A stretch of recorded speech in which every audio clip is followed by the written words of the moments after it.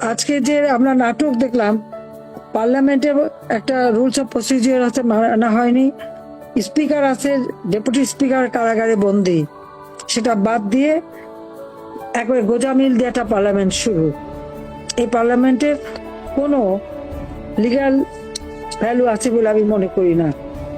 অবৈধ ক্ষমতা দখলকারী, অবৈধভাবে সরকার, একটা প্রহসনের নির্বাচন, তারই মধ্যে দিয়ে একটা পার্লামেন্ট যেটা হচ্ছে ওই খুনি আর যুদ্ধাপরাধী, এবং সেই পার্লামেন্টের লিডারকে 21শে আগস্ট গ্রেনেড হামলায় আইবি রহমানের হত্যাকারী, সাজাপ্রাপ্ত আসামি, দুর্নীতি করতে যেয়ে আমেরিকার FBI এর কাছে ধরা পড়া, এবং FBI এসে সাক্ষী দিয়ে সেই সাক্ষীতে যে সাজাপ্রাপ্ত সেই আসামি, মানে আমি কি বলবো আর।